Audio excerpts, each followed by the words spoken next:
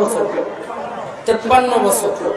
এই 53 বছরে অনেক ভোট আপনারা দেখেছেন, অনেক শাসক এই বাংলার জমিনে এসেছে আপনারা দেখেছেন, আমরাও দেখেছি 2-4 জনকে।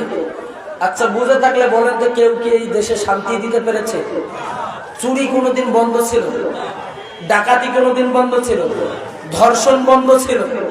তার মানে কোনোটাই বন্ধ ছিল না। তার মানে এই দেশের মানুষ শান্তিতে থাকতে পারে নাই। একজন মানুষ উঠে বলেন তো যে হুজুর, অমুক সরকারের আমলে আমি দরজা খুলে দিয়ে ঘুমাইছি, চোরের কোনো টেনশনই ছিল না, এরকম কোনোদিন পারছেন আপনারা? আসে। তার মানে হলো কত মোড়ল গেল আর আসলো, কেউ এই দেশে শান্তি দিতে পারে নাই। আর আল্লাহি, আল্লাহর কসম করে বলি, কেউ পারবে না। এই কোরআন ব্যতি রেখে কেউ কোনো রাষ্ট্রে শান্তি দিতে পারে না। কথা বলুন ঠিক কিনা? যদি আপনি শান্তি দিতে চান তাহলে এই কোরআনটাকে পার্লামেন্টে দিতে হবে, এই কোরআনের আইন চালাতে হবে, তাহলেই দেশে শান্তি আসবে। কথা বলেন ঠিক কিনা? সম্মানিত দ্বীনি ভাইয়েরা, ধরেন এই যে আমাদের সভাপতি সাহেব আছে, মুরব্বী মানুষ, এনার বাড়িতে আগুন লাগছে। কি লাগছে? মানে কথার কথা, আগুন লাগছে। এখন মুরব্বী চাচা, আগুন লাগছে, নিরুপায় হয়ে রাস্তায় দাঁড়িয়ে বলতেছে, কে কোথায় আছেন বাবা, যে যা পারেন তাই দিয়ে আমাকে সাহায্য করেন, আগুন নিভায়া দেন। এখন আমার এই বড় ভাই পাশ দিয়ে চিন্তা করতেছে, পাশ দিয়ে তিনি কিছু শোলা বা সিন্ডা, সিন্ডা জানেন তো? চিনেন?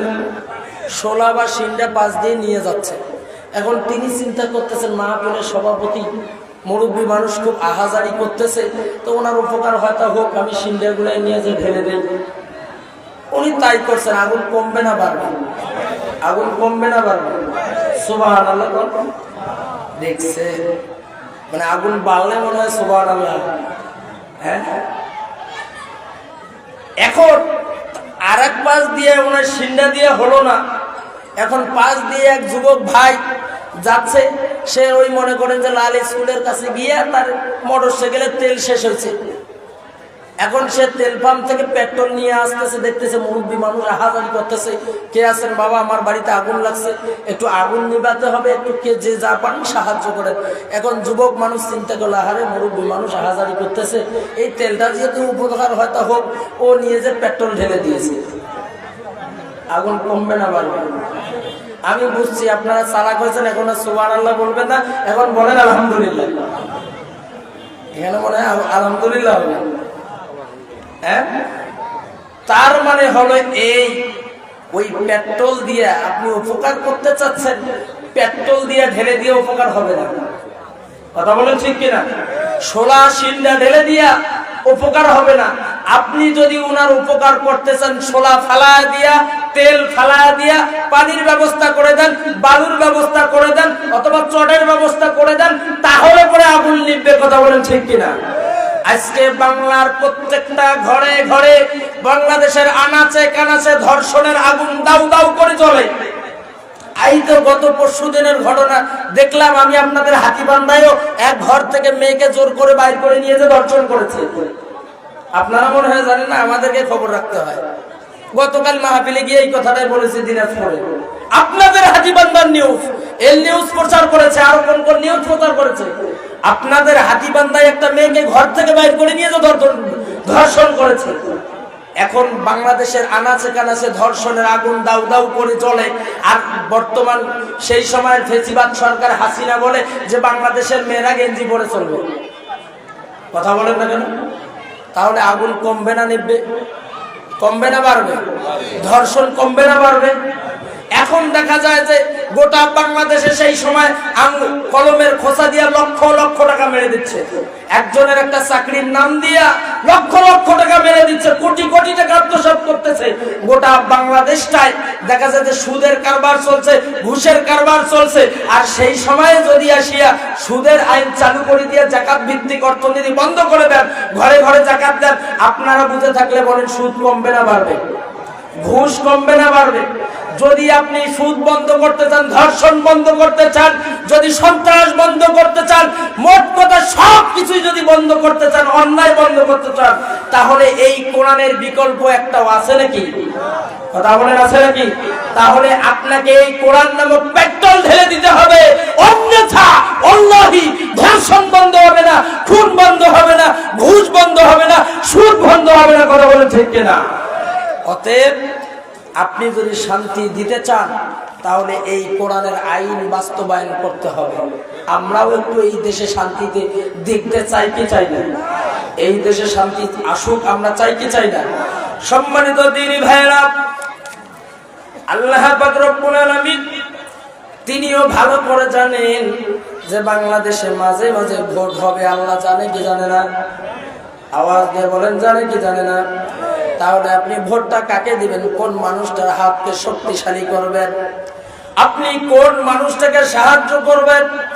একটু কান লাগান দিনী ভাইরা, আপনি কাকে সাহায্য করবেন, সহযোগিতা করবেন, কার পক্ষে যাবেন, কাকে আপনি ভোট দিবেন? আল্লাহ পাক রব্বুল আলামিন চমৎকার করেন সূরাতুন নিসা 85 নম্বর আয়াত কারিমা, যাদের মোবাইল গুলো আছে রেকর্ড করে নেন। আমি কোন রাজনীতি করবার জন্য আসিনি, আমি রাজনীতির কথা বলতেছি, কোরআনের রাজনীতি। সূরাতুন নিসা 85 নম্বর আয়াত, আল্লাহ পাক রব্বুল আলামিন বলেন, মাইয়াশফা শাফাআতান হাসানাতান ইয়াকুল লাহু নাসীবুম মিনহা।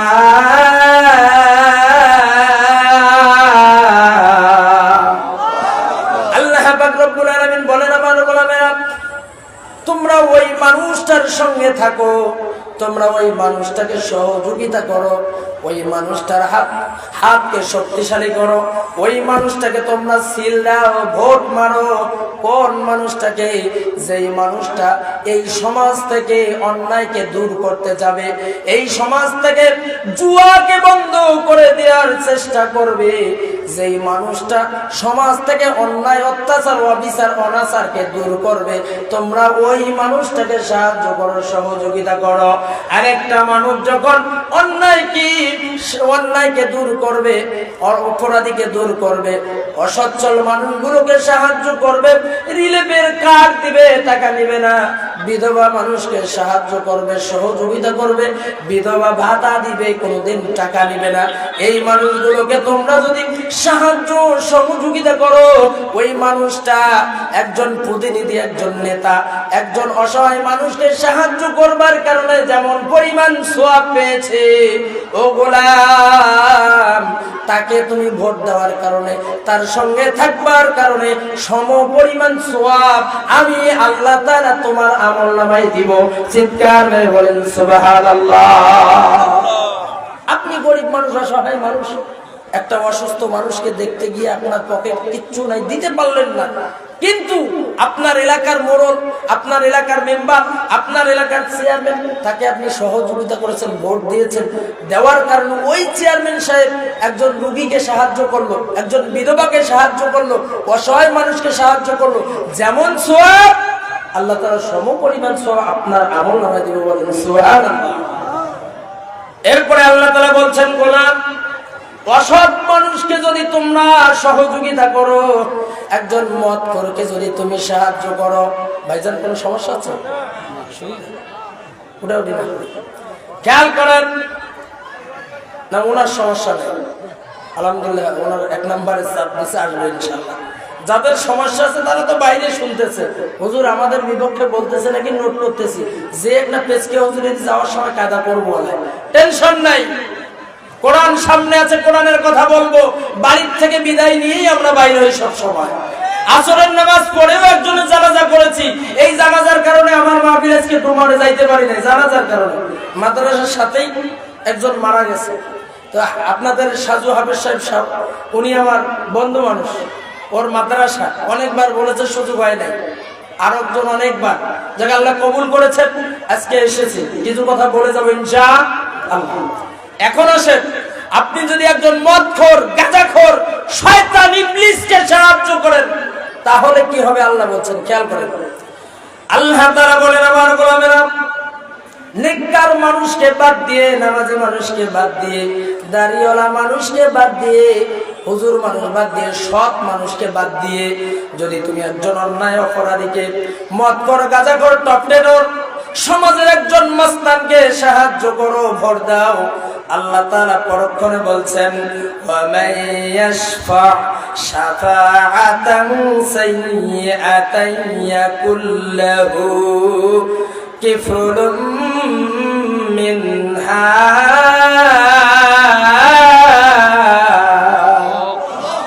আল্লাহ তাআলা বলেন, গোলাম তুমি যদি কোনো অন্যায়কারীকে, অপরাধকারীকে সাহায্য করো, সহযোগিতা করে, মনে রাখো ওকে কিয়ামতের ময়দানে যেমন কায়দায় তার বাস পাড়াবো, তাকে তুমি ভোট দেওয়ার কারণে তোমাকেও আমি আল্লাহ তাআলা যতই নামাজি হোক তোরও বাস আমি আল্লাহ পাড়াবো।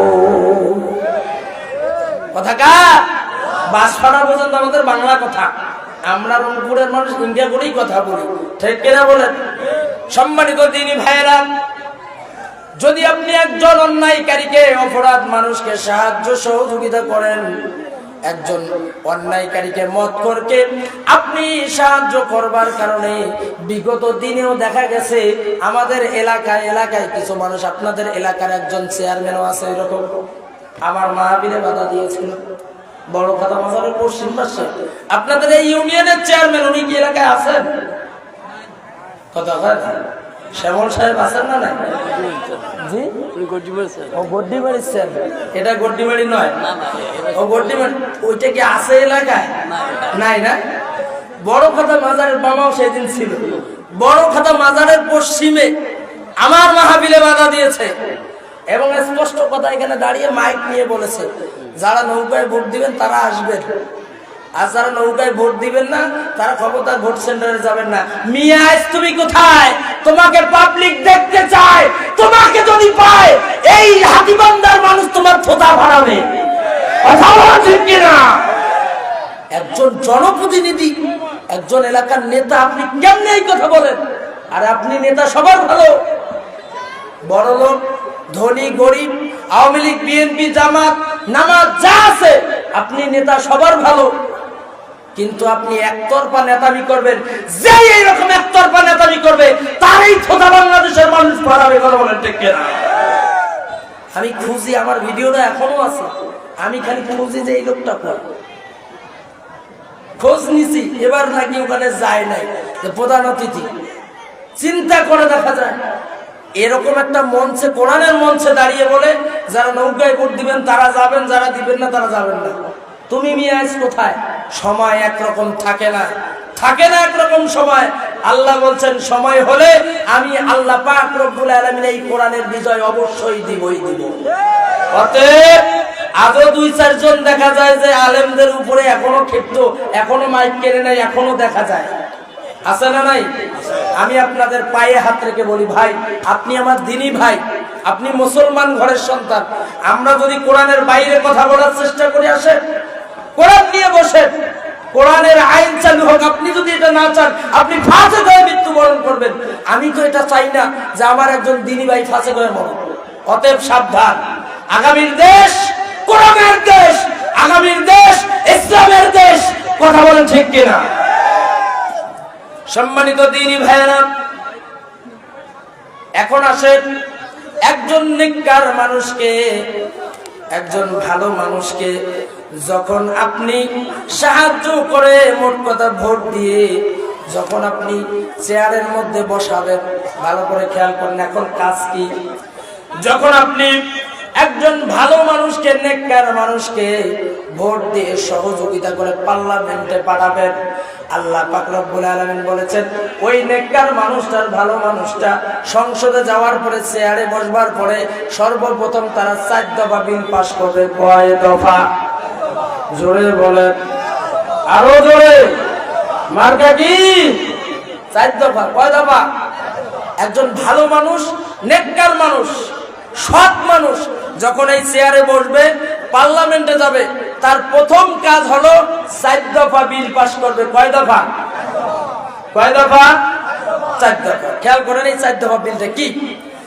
আল্লাহ পাক রব্বুল আলামিন বলেন আল্লাযীনা ইম্মাক্কান্নাহুম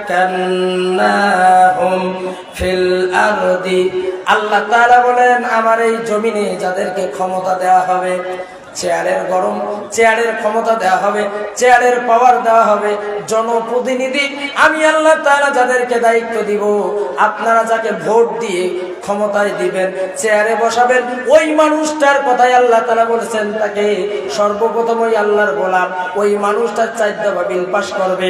তার মধ্যে 1 নাম্বার যে বিলটা পাস করবে, 1 নাম্বার বিলটা হলো আল্লাহ তাআলা বলেন আকামুস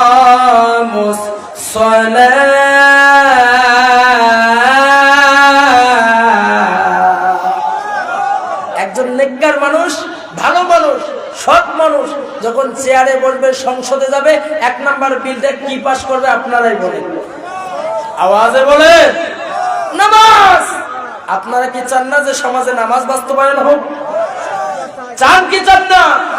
বাংলাদেশের প্রত্যেকটা মুসলমান যাতে করে নামাজ পড়ে, কারা কারা চান দুই হাত তুলে আল্লাহকে দেখান, লিল্লাহি তাকবীর, লিল্লাহি তাকবীর।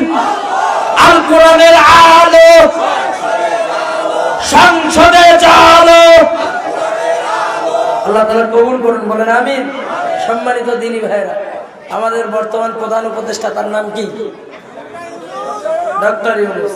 ডক্টর ইউনূস সাহেব যদি আজকে রাতের বেলা 12টার পরে একটু সাংবাদিক সম্মেলন করে যদি বলে যে আগামীকাল থেকে বাংলাদেশের প্রত্যেকটা মানুষকে নামাজ পড়া লাগবে, আপনারাই বুঝে থাকলে বলেন পাবলিক নামাজ পড়বে না পড়বে না? খালি পড়বে, উযু ছাড়াও মসজিদে দৌড়াবে।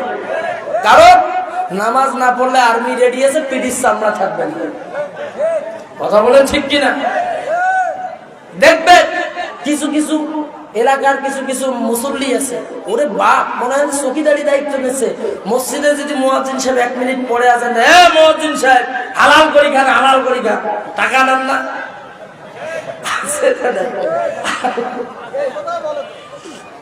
আবার যদি দেখা যায় যে ইমাম সাহেব মসজিদে বয়ান দিবে, বয়ান দিতে গিয়ে 1টা মিনিট যদি দাঁড়িয়েছে, এখন একবার এদের দেখে একবার ওরে দেখে।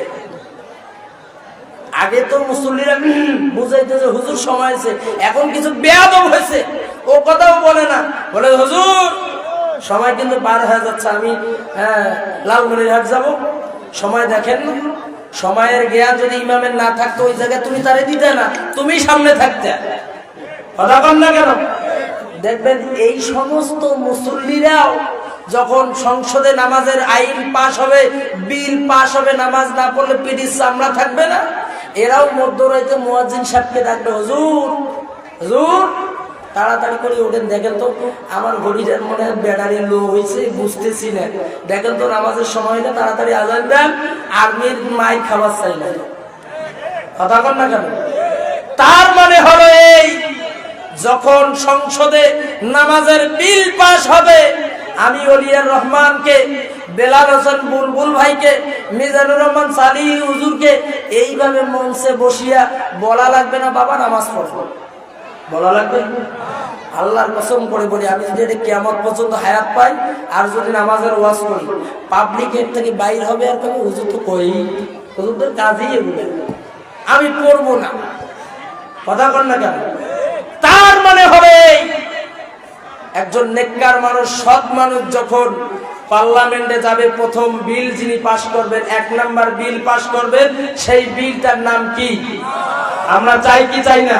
তাহলে যেই মানুষগুলো আগামীতে পার্লামেন্টে গিয়ে নামাজের বিল পাশ করবে, এই মানুষগুলোকে আমরা ভোট দিব। কথা বলে ঠিক কিনা? এখন যেই হোক, যেই আসুক, তাকেই আমরা দেব। আমরা কোন দলের কথা বললাম? আমি কোন দলের কথা বলছি? এখন হতে পারে জামাতে ইসলামের ভাই, হতে পারে বিএনপির ভাই, হতে পারে অন্য কোন দলের ভাই, যেই এই কোরআনের বিল পাশ করতে চাবে তার সাথেই আমরা আছি।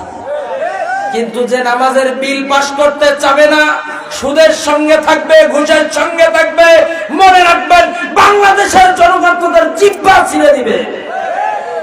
সাবধান। সম্মানিত ভাইরা, তাহলে 1 নাম্বার বিল পাস করতে হবে, নামাজের বিল পাস করবেন। এই নামাজের বিল কেন পাশ করা লাগবে আমি আপনাদের সামনে একটা ঘটনা তুলে ধরি। নামাজের বিলটা পাশ করলে, নামাজ সমাজে বাস্তবায়ন হলে কি লাভ? আল্লাহ পাক রব্বুল আলামিন সূরাতুন নামল 21 নম্বর পারার 1 নম্বর পৃষ্ঠা 2 নম্বর লাইনের অংশ বিশেষ আল্লাহ তাআলা বলেন, ওয়া আকামুস সালাতা তানহা আনিল ফাহশাই ওয়াল মুনকার। আল্লাহ তাআলা বলেছেন, গোলামেরা যখন তোমরা নামাজ কায়েম করবে, এই নামাজেই তোমাকে অন্যায় কাজ থেকে, অশ্লীল কাজ থেকে, বেহায়াপনা কাজ থেকে, সমস্ত অন্য অপকর্ম থেকে এই নামাজেই তোমাকে বিরত করবে। কথা আমি মোল্লার না, কথা আল্লাহর। আওয়াজে বলেন কথা কার? আল্লাহ তাআলা বলছেন। কিন্তু আমাদের মাঝে কিছু ইমানদার পাওয়া যায়, যদি নামাজের কথা বলা হয় এই মানুষগুলো বলে, হুজুর আগে ইমান ঠিক করি, কলব ঠিক করি, তারপরে মসজিদে যাই। এরকম কিছু সিটার আর বাটপার সমাজে আছে না ভাই? আগে ইমান ঠিক করবে, তারপরে কই যাবে, তারপরে মসজিদে যাবে। ব্যাটা, মসজিদে তোমার মন যায় না যাইতে, আর তুমি ইমানদার হতে চাও। মসজিদ ব্যতি রেখে, নামাজ ব্যতি রেখে কোনো মানুষ ইমানদার পাক্কা হতে পারে না। কথা বলেন ঠিক কিনা? যদি ইমান পরিষ্কার করতে চাও, মসজিদের সাথে সম্পর্ক করো। সম্মানিত মা বোনেরা, আপনাদের জন্য কিছু বলা দরকার, কারণ বিগত দিনের আপনারাই ছিলেন সরকার। কথা বলেন ঠিক কিনা? আমার মা বোনদেরকে বলছি, আপনাদেরকে এতটুকুনি বলি, আমার মায়েরা একটু সামনের দিকে আগায় আসেন। ক্ষমতা নাই, ক্ষমতা না দেখায় একটু সিট ছেড়ে দিয়ে সামনের দিকে আসেন, সিট চেঞ্জ করেন, আর একজন মাকে বসতে দেন। আল্লাহ তাআলা আপনাদেরকে জান্নাতে বসার সুযোগ করে দিবে। সম্মানিত দিনী ভাইয়েরা, আমি মনে করি যে বাংলাদেশের ধর্ষণ মানে বেশিরভাগ দায়ী আমার মা বোনেরাই। কথা বলেন না কেন জানেন? আমার মা বোনের পর্দা করতে চায় না। বিগত দিনে সরকার তো বলছে ছেলে মেয়ে সমান অধিকার, আমরাও গেঞ্জি, ছেলেরাও গেঞ্জি পরবে, আমার বাংলাদেশের মেয়েরাও গেঞ্জি পরবে। নাউজুবিল্লাহ বলেন, জোরে বলেন নাউজুবিল্লাহ। সম্মানিত মা বোনেরা, আপনাদেরকে বলছে সামনে একটু আগায় আসেন। আমার মা বোনদের জন্য একটা নসিহত আমার, আমি বিশ্বাস করি বাংলাদেশের মা বোনেরা যদি পর্দা করে, আমার মনে হয় যে আল্লাহর আসমানের নিচে জমিনের উপরে আমার বাংলাদেশের মা বোনদের মতো চরিত্রবান মহিলা আর এক জায়গাও হবে না। এই যুবকের কথা বলেন না কেন? ধুমনোর যুবকেরা আছেন না নাই? এই যুবকেরা একটু হাত তোলেন, যুবক ভাই হাত তোলেন। আছেন? আপনারা কি চান না যে মা বোনেরা পর্দা করুক? চান কি চান না? হ্যাঁ, হয়তো চিন্তা করতেছেন মা বোনেরা পর্দা করলে আমরা আবার বিদ্যুৎ বোড়া, এই চিন্তা করতেছেন। এ ভাই, চরিত্রটাকে ঠিক করবেন। যার চরিত্র যত ভালো, তার জান্নাত যাওয়া তত এগিয়ে, তত তাড়াতাড়ি আল্লাহর জান্নাতে যাবে। কেননা আল্লাহ তাআলা প্রত্যেকটা নবী রাসূলকে অনেক কিছু দিয়েছেন, স্পেশালি একটা জিনিস দিয়েছেন আল্লাহ তাআলা, সেটা হলো প্রত্যেকটা নবীকে, আল্লাহ নবী এবং রাসূলকে আল্লাহ তাআলা উত্তম চরিত্র দিয়েছেন। বলেন সুবহানাল্লাহ। এজন্য চরিত্রবান হতে হবে। আমার মা বোনদেরকে বলি, আমার মায়েরা আপনারা ভালো করে বুঝেন, আমাদের এলাকায় যে পুকুরে মাছ মারলে এটা জাল ফিক দেওয়া হয়, এই জালটাকে কি বলে? কি জাল? টাকরি জাল, ঝাঁকি জাল। আমাদের এলাকায় খাপলা জাল বলে। এই বাপ আর বেটাই মিলে মাছ মারতে গেছে, যাওয়ার পরে এই খাপলা জাল ফিকা মাছ আনে আর ফলাইয়ের ভিতরে থই। ফলাই ছিলেন তো, ফলাইতে রেখে বাপ বেটাই মহা খুশি, মাছ তো ভালোই পাচ্ছি, নদীর কাছে মাছ মারছে। এখন এই মাছ মারার পরে বাড়িতে এসে মাছ ঢালছে। মাছ যখন ঢালে মাছ আর পড়ে না, মাছ আর পড়ে না। তার মানে খলার কি নাই? খলার কি নাই? তোলা নাই। খলার তোলা নাই। খুশি হয়ে লাভ আছে? খুশি হয়ে লাভ আছে? আমার মা বোনদেরকে বলি, মা আপনি রোজা রাখেন। আমার মায়েরা মাসটি রোজা রাখে, 7 তারিখ রোজা রাখে, চাঁদের 3টা রোজা রাখে, রমজান মাসের রোজাও রাখে, দান সদকাও করে। কিয়ামতের দিন আমার মা বোনদের যখন আল্লাহ ডাকবে, সকিনা এদিকে আয়, আমল কি করছিস? আল্লাহ সব আমল করছো। কি আমল করছো দেখাও। যখন আমল ঢালতে যাবে, দেখাতে যাবে, আমল আর পড়ে না, রোজা নামাজ একটাও পড়ে না। তার মানে আমলের কি নাই? তলা নাই। আমলের কি নাই? আমার মায়েরা, আপনি যত আমল করেন সব আমলের তলা হলো পর্দা। সব আমলের তলা কি? পর্দা। এই পর্দা যদি আপনার ঠিক না হয় মা, মনে রাখবেন কোন আমল আল্লাহর দরবারে পৌঁছাবে না। এজন্য আমার মা বোনদেরকে বলবো, আপনি আমল করতে চান ভালো কথা, রোজা রাখেন, নামাজ পড়েন, এটা অবশ্যই প্রয়োজন। তবে মনে রাখবেন আপনাকে পর্দা করতে হবে, পর্দা করতে হবে। সামনে ঈদ আসতেছে, রমজান মাসের ঈদ। দেখবেন কিছু চৌকিদার মার্কা মহিলা আছে, স্বামী একখান কাপড় ঢাকার থেকে এনে দিচ্ছে, পছন্দ হয় না, ভাই এখনো তো সময় আছে, কালকে ঈদ, রাতটাকে আমি মার্কেটে তুলভান্ডার থেকে, হাতিবান্ধা থেকে ঘুরে আসি, তোমার শাড়িটা আমার পছন্দ হয়নি, কেমন কেমন জানি মনে হচ্ছে। স্বামী বেচারা যদি রাগ হয়ে গেছে, 5,000 টাকা নিয়ে যা, হাতিবান্ধা থেকে কাপড় নিয়ে তুই যা, ঈদের দিন মন খারাপ করিস না, যা। এখন স্ত্রী গেছে, কাপড় আনছে, সকালবেলা ঈদের দিন কাপড় খান ধুইয়া দিচ্ছে, তার রং ওঠে, কি ওঠে? রং ওঠে। স্বামী বেচারা করে কেমন কাপড় নিয়ে আসলো, কে তো ঠকাইছে, কিসের নাম আর ঠকায়, তো রং উঠছে। রং উঠলে কি হইবে? রং উঠছে তাই কি হয়েছে? স্বামীর আসমান জমিন শাড়ি সব ঠিক আছে, শাড়ির আসমান জমিন ঠিক আছে, এটা ওরা নিয়ে আসছে। এরকম কিসিমের কিছু মহিলা আছে না নাই? আমার মা বোনদেরকে বলবো, আমার মায়েরা পর্দা করবেন, এটার থেকে বিরত থাকবেন। স্বামী যা এনে দেয় খুশি থাকবেন। আজকে মা দুনিয়াটাতে একটু কষ্ট করে চলেন, আল্লাহ তাআলা আপনাকে জান্নাত দিয়ে ধন্য করবেন। আমার মায়ের বোনদেরকে বলবো, পর্দা আর স্বামীর দিকে একটু নজর রাখবেন। আজকে বাংলাদেশের স্বামীরা খুব অসহায়, বাইরে বলতেও পারে না, যদিও বা ফিটফাট হয়, কোটটোট গায়ে দিয়ে নায়কের মতো বাইরে বেড়ায়, বাড়ি গেলে গোলাম হয়ে থাকে। কথা কন না কেন? বাড়িতেই মহিলাদের জ্বালায় বেচারা অতিষ্ঠ। আজকে দেখা যায় যে পুরুষরা যদিও বা অন্যদিকে তাকায়, অন্য পাশের বাড়ির ভাবির দিকে তাকায়, অন্য অন্য জায়গায় মেয়েদের দিকে তাকায়, তার কারণটা দোষ আপনাদের। কারণ আপনি বাড়িতে স্বামীকে শান্তিতে থাকতে দেন না।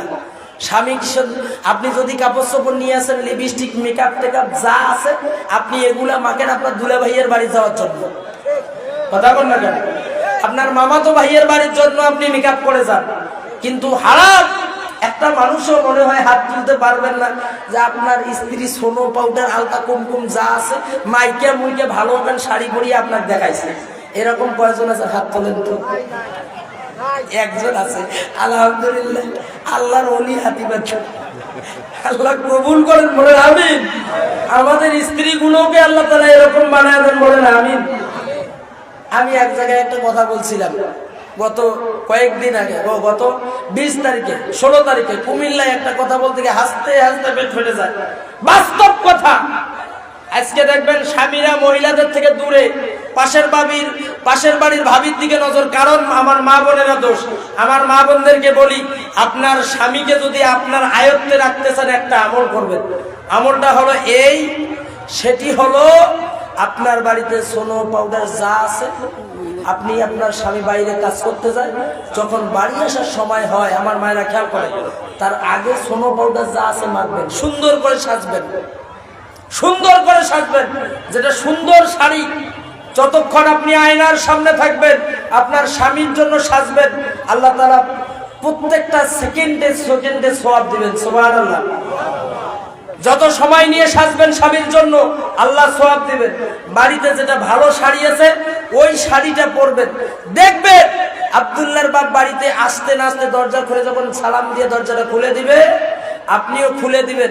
দেখবেন যে আপনার স্বামী আপনাকে দেখার সঙ্গে সঙ্গে মনটা ফ্রেশ হয়ে যাবে, মুস্কি হাসি দেবে। এর বিনিময়ে আল্লাহ তাআলা কিয়ামতের ময়দানে আপনাকে জান্নাত দিবে। সুবহানাল্লাহ। কিন্তু আপনারা তো তা করেন না। আপনার স্বামী গেছে লালমনিরহাট, রংপুর, যাওয়ার পরে লাল পরি, নীল পরি, হলুদ পরি, সাদা পরি, আর কত রঙের পরি গেলে দেখা যায়। ফির মাঝে মাঝে ডানা কাটা পরিও দেখা যায়, অন্য ছাড়া পরিও দেখা যায়। আছে না নাই? আর কথা বলেন কেন? আছে না নাই? আমরাই দেখি, আপনারা তো দেখেন না। আছে না নাই? এখন স্বামী বেচারা, আমার মা খেয়াল করে, আপনার স্বামী বেচারা এতগুলো পরি দেখার পরে মাথা নষ্ট। বাড়িতে আসছে, আসার পরে যখন আপনার দিকে তাকায়, আপনি যে বাইগন পুরি ভর্তা করছেন, এদিকে একটা ঘুষেছে, এদিকে কালি, ছোয়াটা পায়খানা করছে, প্যান্টটা গুঞ্জি, কোমরত গুঞ্জি ধুইছে, দুনিয়ার না মানে নুসনে মার্কা কাপড় এখন পরছেন। আপনার স্বামী বাড়ি আসতেছে, আপনি নুসনে মার্কা এখন কাপড় পরছেন। এখন স্বামী বেচারা কি করে? উপায় নাই, ঘর থেকে চেয়ার বাইর করিয়া বাইরে চেয়ারের উপর বসিয়ে গালে হাত লাগায় চিন্তা করে ওটা কি আর এটা কি, কথা কথা যে ওটা দেখলাম কি লালমনির হাটত আর বাড়িতেটা কি। তা কাজেই তো আপনার স্বামী আপনার এইরকম দৃশ্য দেখে কাজেই তো পাশের বাড়ির ভাবির দিকে নজর দিবেন। অতএব আমার বাংলাদেশের মা বোনদেরকে বলতে চাই, আপনারা একটু স্মার্ট হন, স্বামীর জন্য সাজেন, আর একজনকে দেখাবার জন্য নয়। অতএব সাজতেই যদি হয় স্বামীর জন্য, আপনি যদি সেজে গুজে স্বামীর মন মতো থাকতে পারেন, আল্লাহি আমার বিশ্বাস যে কোনো স্বামী আপনাকে ছেড়ে অন্য কোনো মহিলার দিকে তাকাবে না। ঠিক কিনা বলেন? আপনারা সোনো পাউডার আলতা কুমকুম কিনে দেন কি দেন না, দিলে আমার সাজবে কেমন? ওই যে ঈদের সময় এখন শাড়ি কিনে দিছে আর খবরে নেই। এজন্য আপনাদেরকে বলি, একটু মাঝে মাঝে স্ত্রীদেরকে সোনো পাউডার কিনে দিবেন আর বলবেন যে আমার জন্য সাজবে, বলবেন মাঝে মাঝে। আল্লাহ তাআলা কবুল করুন, আমার মা বোনদেরকে হেফাজত করুন, পর্দা করার তৌফিক দান করুন। সকলে বলেন আমিন, জোরে বলেন আমিন। কাম টু মাই পয়েন্ট, আমার মূল পয়েন্ট ছিল নামাজ, মনে আছে? সম্মানিত দিনী ভাইয়েরা, নামাজ সমাজে বাস্তবায়ন হোক। এই নামাজ যদি সমাজে বাস্তবায়ন হয়ে যায়, আল্লাহ পাক রব্বুল আলামিন বলেন, ইন্নাস সালাতা তানহা আনিল ফাহশাই ওয়াল মুনকার। জোরে বলেন না আল্লাহু আকবার, লিল্লাহি তাকবীর। আল্লাহ তাআলা বলেন, আমার গোলামেরা, আমার গোলামেরা, সমাজে যদি তোমরা নামাজ কায়েম করতে পারো, সমাজের মানুষগুলো যদি নামাজ পড়ে, এই সমাজ থেকে এই নামাজেই তোমাদের অন্যায় কাজ, অশ্লীল কাজ, বেহায়াপনা কাজ থেকে বিদায় করে নিবে। আওয়াজ তুলে বলেন কথাকার, সকলে বলেন কথাকার। হ্যাঁ, এখন আসেন, এই নামাজ কেমনে অশ্লীল কাজ, অন্যায় কাজ থেকে দূরে রাখে তার বাস্তব উদাহরণ আমি একটা দেই। ইসলামিক ব্যাংকের একজন ক্যাশিয়ার, লিল্লাহি তাকবীর, লিল্লাহি তাকবীর, প্রধান বক্তার আগমন, বেলাল হোসেন বুলবুল ভাইয়ের